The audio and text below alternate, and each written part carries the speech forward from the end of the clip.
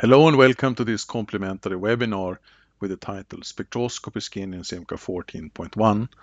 My name is Lennart Eriksson and I'm part of the data analytics team of Sartorius Stedem Biotech. The roots of our business go all the way back to 1987 when Professors Svante Wold and Rolf Karlsson formed a company in northern Sweden, initially called Umetrics, which later became Umetrics and these days Sartorius Stedem Data Analytics. And today we're fortunate to have Professor Johan Trygg on board to continue to drive the innovative efforts. Our mission is driving growth by enabling our users and customers to see what others don't, and our vision is to be recognized as the leading data analytics solution provider. We are a business solution provider within the fields of advanced data analytics, and our solutions are realized through the so-called umbrella names Umetrics Suite. And this suite comprises the software components MODE for DOE and QBD to get data right from the start. Easy Analytics for enabling everyday data decisions in an efficient manner. The flagship, the SIMCA software for multivariate data analysis, and then the online extensions called SIMCA Online, Control Advisor, and Active Dashboard. And all these software components are detailed in other recorded webinars. What we will discuss in today's presentation takes place in the SIMCA software and notably a dedicated graphical user interface called the Spectroscopy Skin. And here we see a little overview of today's presentation.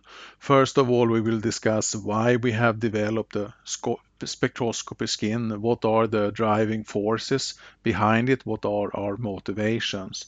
We will then have a little brief overview of the three skins that currently exist for SIMCA 14.1. And then we are zooming in more specifically on the spectroscopy skin. At the heart of the spectroscopy skin is a wizard for comparing the effects of multiple spectral filters. This wizard allows multiple multivariate calibration models to be calculated and evaluated in one go. Upon exiting this wizard, there are also novel plots awaiting the user, which have been devised to allow a quick and transparent model comparison. And we will then come across dedicated plots based on the root mean square error of cross-validation and Q-square and see how those plots can allow a very quick and transparent comparison of multiple models. The skin also comes with two novel tools that are not available inside the main SIMCA software, and these are the tools import to predict and import to model. We will then have some conclusions and a demo, and at the end of this presentation there will also be a Q&A session. So why have we then developed a spectroscopy skin? Well, in short, you can say that what we have tried to accomplish is a simplified workflow for people frequently working with multivariate data analysis as applied to spectroscopy data and establishing a number of alternative or candidate multivariate calibration models based on the same training set. And when developing this skin, we have tried to adhere to three hallmarks or guiding principles, you can say. And that is that the skin should be quick, easy, and reliable. Quick in the sense that since it is a customized SIMCA interface, it will allow easier access to spectroscopy-related features. We can concentrate the most frequently used tools in one place.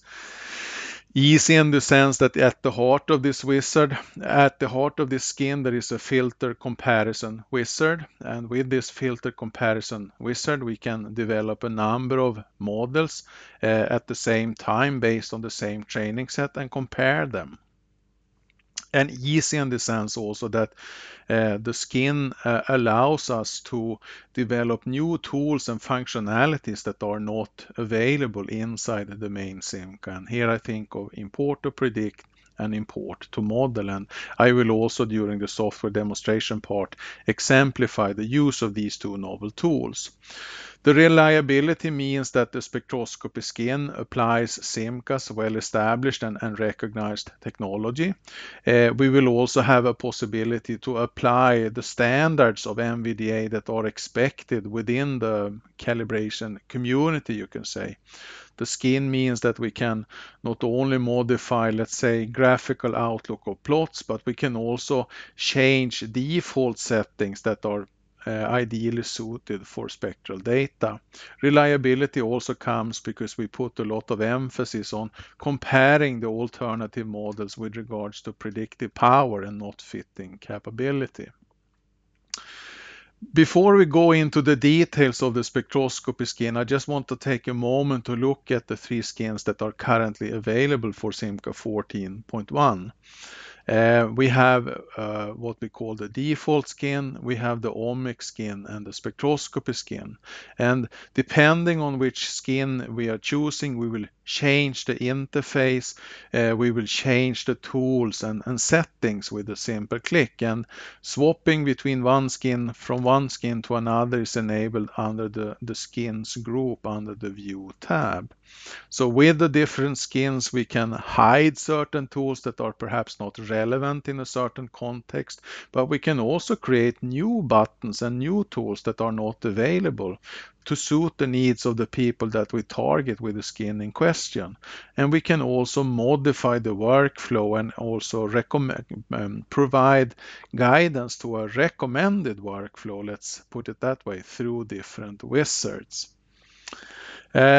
In the lower part of this slide, we see what the home tab of the spectroscopy skin looks like. We have marked here by red frames two of the tools that we are going to zoom into in the software demo, and that is this compare filter wizard, or filter comparison wizard, I should say, and the import to model functionality. But also under the predict tab that we currently not see on this slide, there will be some novel functionalities come into play later on.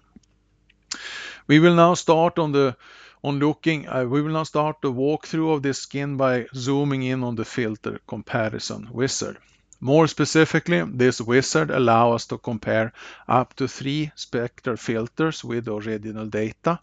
And these are then always compared with the original data or the raw data, as is the notation used in this skin inside the SIMCA software.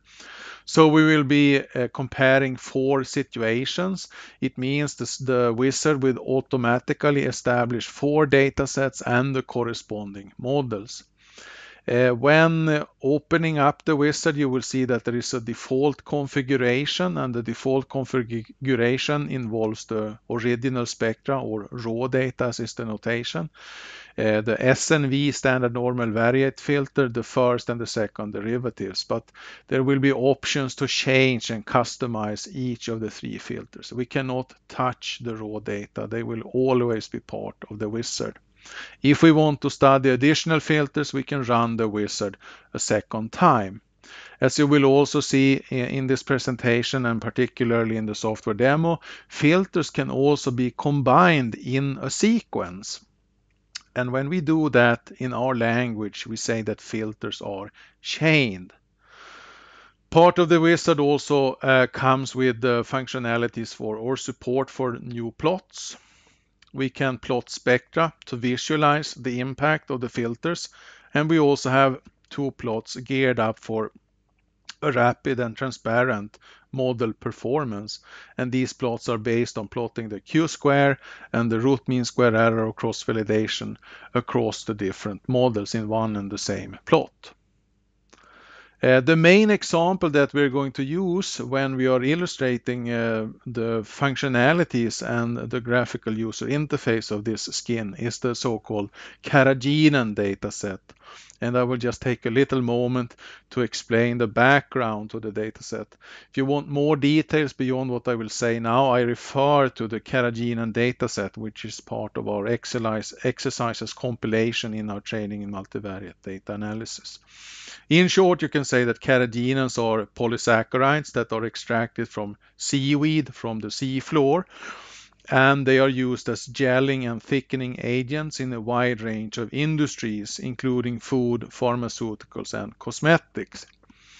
And in this application, we're going to study a data set where there is a mixture of 5 different carrageenans, and the proportions of these 5 carrageenans, which are the naturally occurring carrageenan types, lambda, kappa, iota, mu, and nu, the proportion of these in the different samples is regulated through a mixture design in 6 level.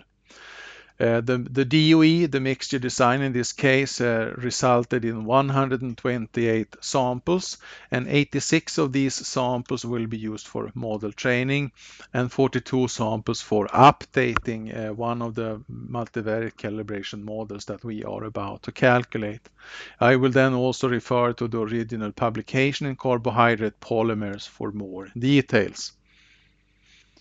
Now, when going into the filter comparison wizard, the first view is this one, or the first stage is this one that we see on this slide, which is called select spectral range. And that will be done, that selection will apply to all 4 models that will be calculated.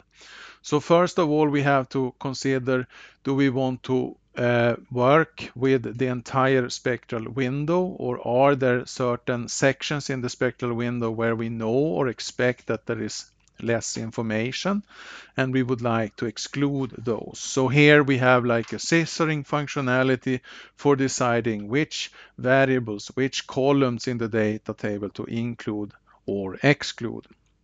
When clicking next down here, we progress to the second stage of this wizard, which is called select spectra. So now we are similarly to the foregoing view where we were selecting which columns of the data table to include, we will now select which rows to include in the model training. And the selection we make here will apply to all 4 models that are about to be calculated. In this case, we will work with all 86 samples of the currently defined training set.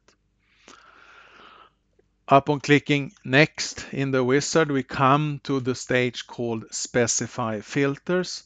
And in this stage, we also specify whether we have a y variable or not. In the current example, there are 5 y variables, and we will work with the first one, the proportion of the lambda constituent. If we would not specify any y variable, or if the dataset would not even have a y variable, the resulting models would be principal component analysis models. If we specify a y variable, there is a choice between using PLS and OPLS for the multivariate calibration modeling. The differences and similarities between PLS and OPLS are detailed in other recorded webinars, and I refer to those for more information. I mentioned a couple of slides ago that one choice is always given. The default setting is that the raw data, or the original data where no filter is applied, will always be included, even if you run the filter a second time. The default configuration beyond the raw data involves the SNV, the first derivative and second derivative pre-treatments. You can modify this by clicking the cross and closing out or removing a certain filter from consideration, but you can also add new filters and combine filters in a chain in a sequence by clicking this button. Specifically regarding derivatives, if you would have the derivatives as a choice, there will be a follow-up window where you can set 3 different adjustable parameters. The first adjustable parameter relate to the order of the derivative, and as you can see, we support the first, the second, and the third derivative option. The second adjustable parameter applies to the polynomial order that is used in the window for the smoothing function, being part of the Savitsky-Goulet smoothing. Before taking the derivative, you can say we're using smoothing in order to not amplify noise in spectra upon taking a certain derivative. And the polynomial order can either be of a quadratic degree or a cubic degree. And the third adjustable parameter relates to the width of the window, how many points in each sub-model that is going to be used. And this has to be an odd number, somewhere usually between 15 and 25 points. As I also mentioned, filters can be chained, and you can combine up to 4 different filters in a sequence. And when calculating or executing these different filters, they will be carried out in the order left to right, depending on which sequence of filters you are defining. Upon clicking next, you will then come to the next stage where the different filters are applied to the spectral data, so that you have a visual overview or a visual representation of the impact of the different filters that you have selected. So in the top left part, you will always see the original measurements, and then in the other 3 windows, you will see the aligning capability of the different filters that you have selected. Upon clicking finish, if you're happy with this filter composition, the 4 models that you have defined will then be calculated. And if there is no y variable, the 4 models will be of the principal component analysis type. And if you have defined a single y variable, it will either be PLS or OPLS. In this case, we have calculated 4 new single Y OPLS models that have been one model have been fitted to each dataset. So that means that the project window in the SIMCA software using the spectroscopy skin will immediately, instantaneously, more or less contain 4 rows corresponding to 4, in this case, single Y OPLS models. And there will also be a title field indicating the pre-processing method that has been used for the different models. We can then compare the conventional statistics, the number of components, the number of samples in the training set, how much of the variation in the spectral data was used to model the variability in the selected Y variable, and how large proportion or fraction of the variance of the Y variable can be predicted using the cross-validation principle. With this wizard also comes new plots, as I told you, and one of the plots that we are zooming in onto is the so-called Q-square plot that allows us to compare the predictive power across the different models. And in this lower part of the slide, you see that plot for the 4 models that we have been calculating, and we can see how the Q-square for the different models hopefully increase at least, but how it changes as a function of increasing number of components of the model. In this case, the blue line, which corresponds to the second model, the SNV pre-treated spectra, seems to reach the highest Q-square, although we have to admit that the differences between the different models as far as Q-square is concerned is pretty marginal. Most of the models have almost the same Q-square, we can say. But in this case, the highest value of Q-square is accomplished using the SNV pre-treated data, and at least I emphasize this just so that you know how to interpret this plot, how it is set up or constructed.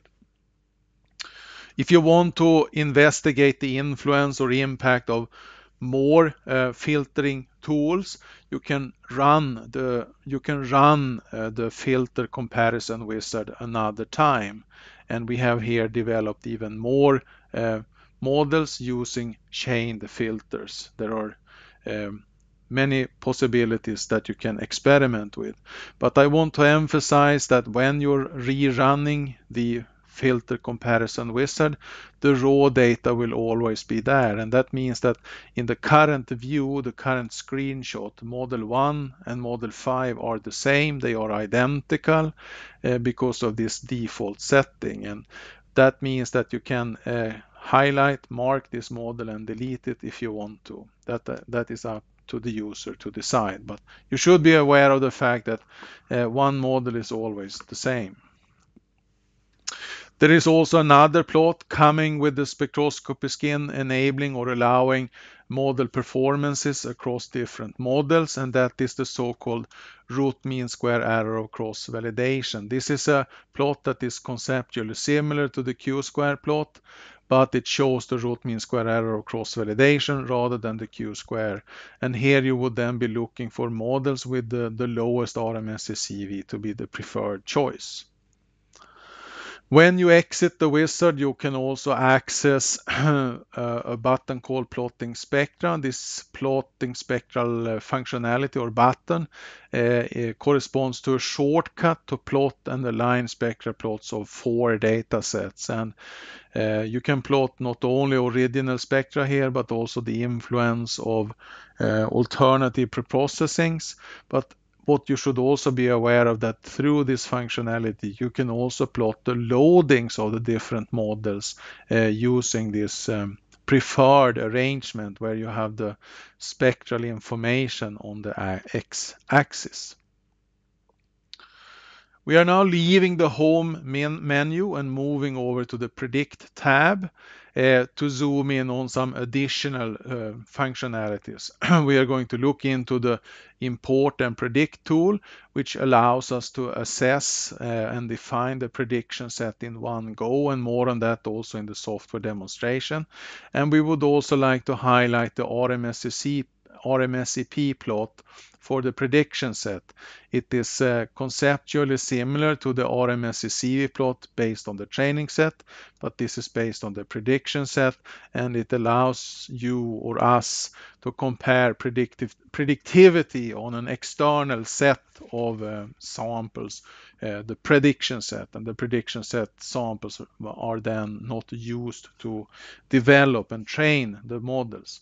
So conceptually, the RMSE-CV plot and the RMSEP plot are very, very similar, but the RMSE-CV plot that we saw a couple of slides ago is based on the training set, the cross-validatory performance on the training set, whereas the plot that we are looking here in the lower right, in the lower right-hand corner is based on the prediction set. The import to model functionality means that we can import data and update the current model in one step. And when I say current model, that means in the case of many different models, the current model means the model that is currently highlighted in the project window. So in this example, in this application example, when we are going to illustrate this functionality, it is the second model that will be affected by the update.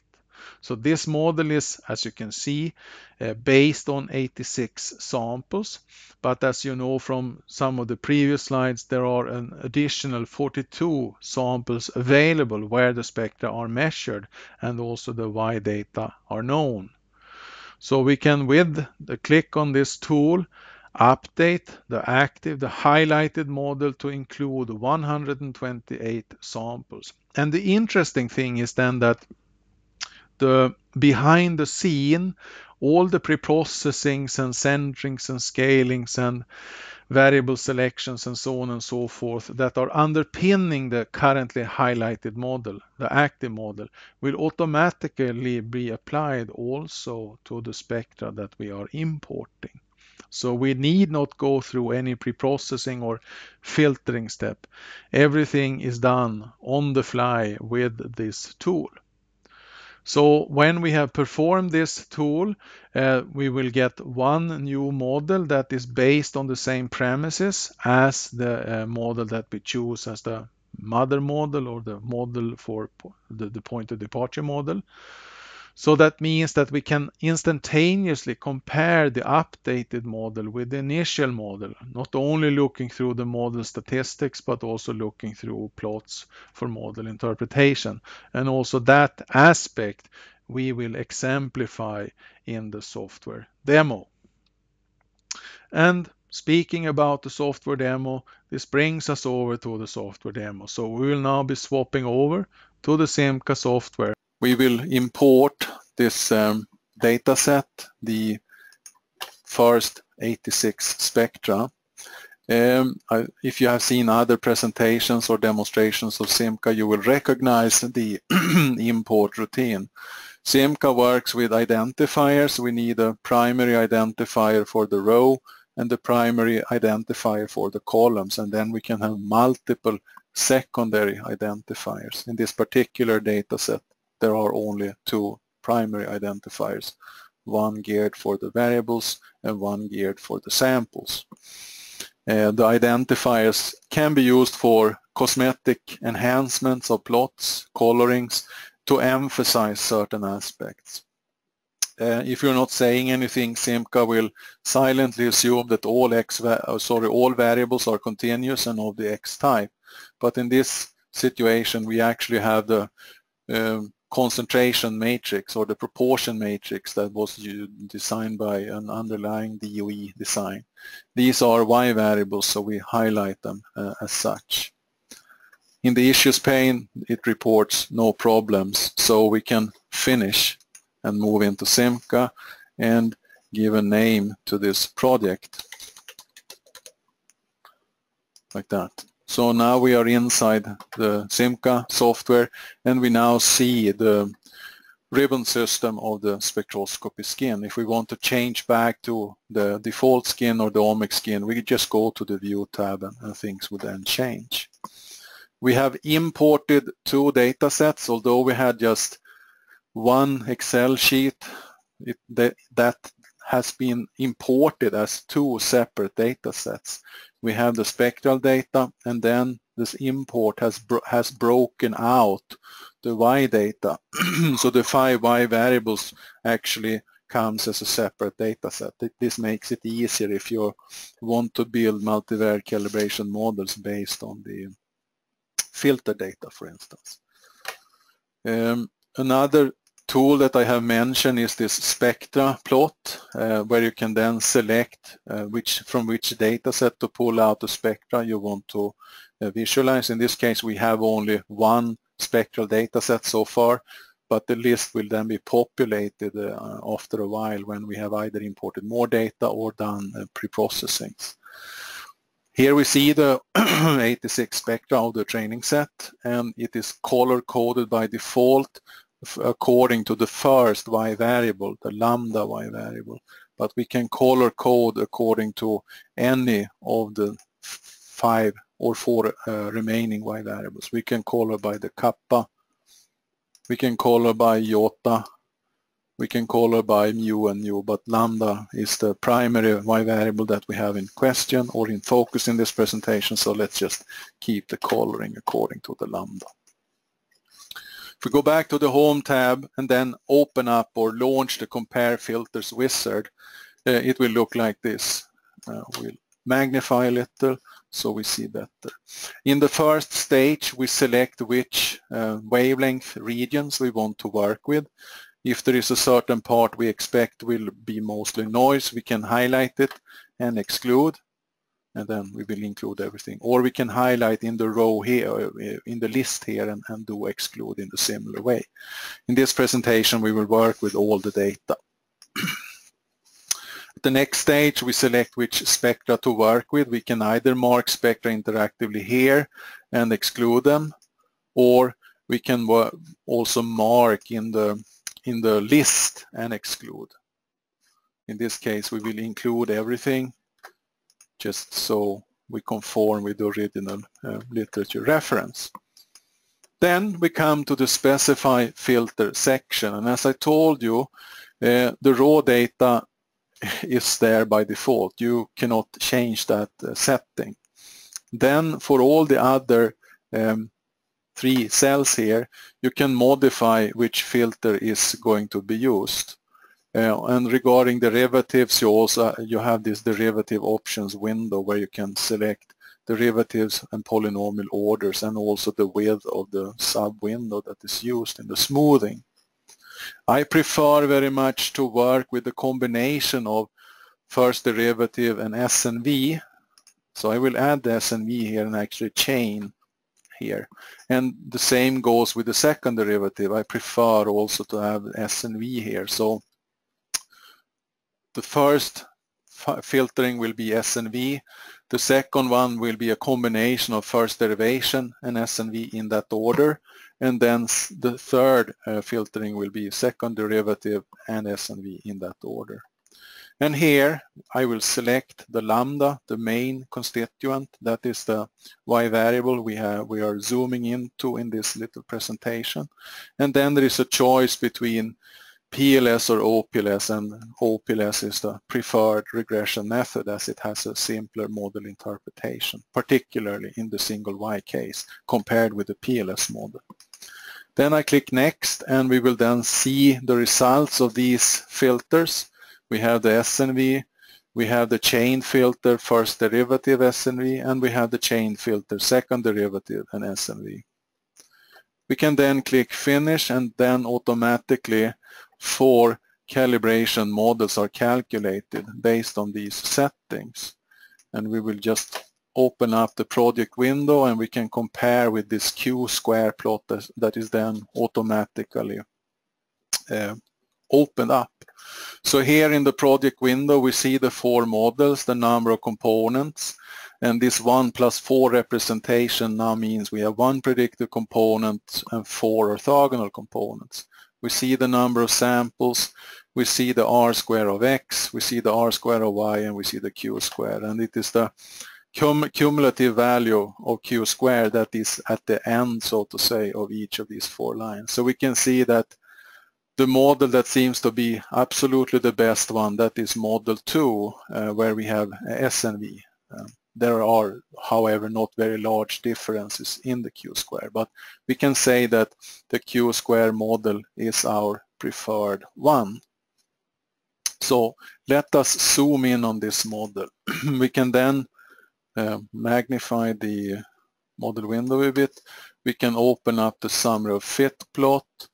We can do the RMSEC plot, and we can do the observed versus predicted, and we can then tile them. I have selected these 4 plots for a specific reason, just to show how things are connected. So if we start in the right-hand part, we have then the model window, and we can see some of the statistics of the model window being plotted in the summary of fit plot. So we can see how the R square, Y, and Q square changes as the number of components in the OPLS model is changing. A very popular plot in multivariate calibration is the so-called observed versus predicted plot. We have here the observed lambda values for the training set, and here are the corresponding predictions after 6 components. In the lower part we see the so-called RMSECV plot, and hopefully RMSECV is decreasing for each component that is added to the model, meaning that the predictive power is actually becoming better and better. And the RMSECV after the last component is 2.07 if we round off to 2 decimals. And that is also the value that is listed in the footer of the observed versus predicted plot. We will continue and investigate this model. So I will have a chance to go through some of the other diagnostics and interpretation tools that are available. We can, for instance, look at the scores and the DMODX and arrange them side by side. In the DMODX plot, we see that there are some spectra or some observations that are above the critical distance, but their DMODXs to the model is by no means dramatic or alarming, because they are not that large. If there is a specific observation that has a DMODX to the model that exceeds the critical distance by let's say a factor of 3 to 5, then it becomes more worrying, and we should zoom in and try to understand why that particular observation deviates that much. In the score plot, we can also choose to plot spanning spectra. This is the order in the spectral data space that is connected to the changes in the lambda proportion.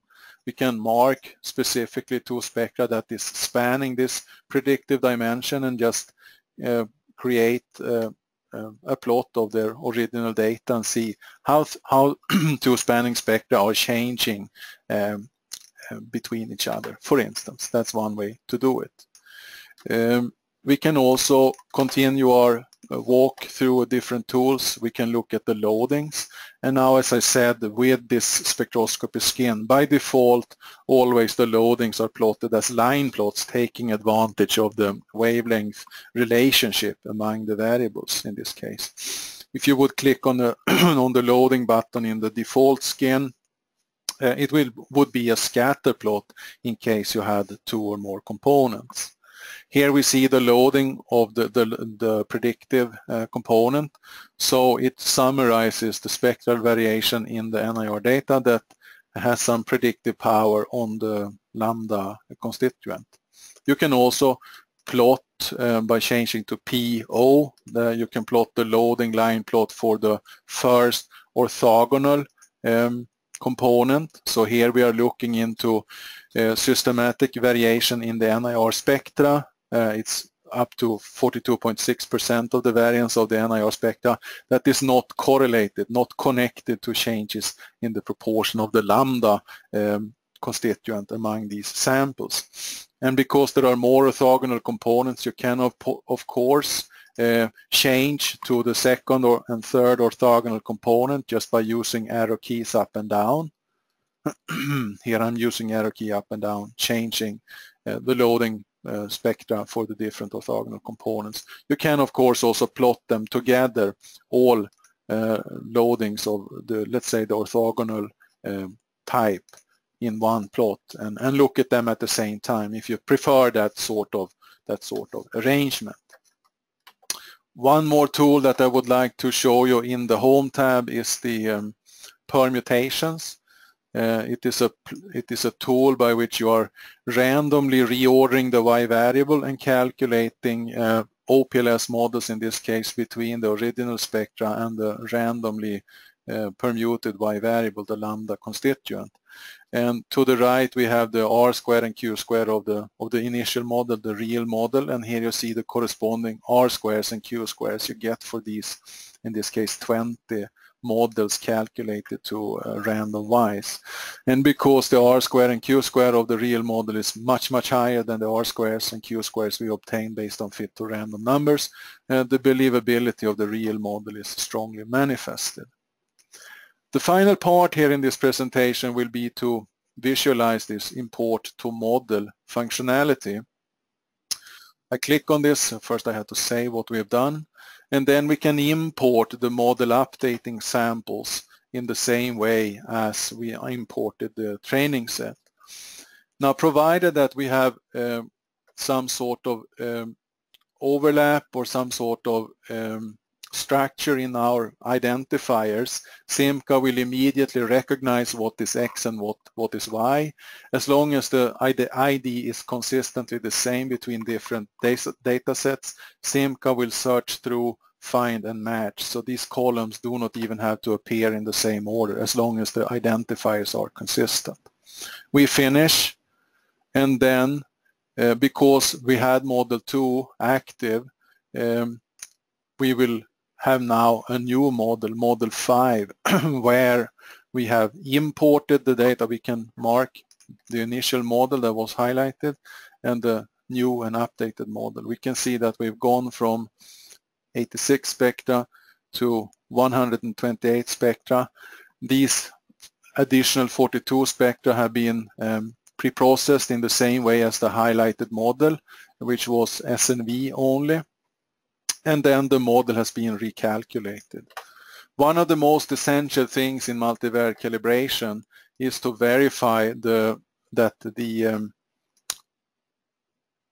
model updating spectra conform with the structure or information in the initial spectra. This can first of all be done by comparing the model windows of the initial model and the updated model. One way to do that is like this, and see that you have hopefully sort of the same model complexities and overall performance statistics.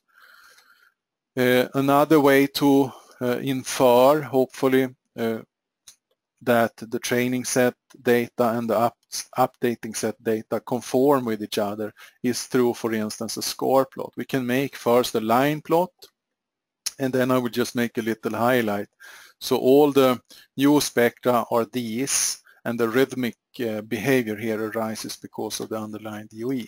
And then we can go to the score plot.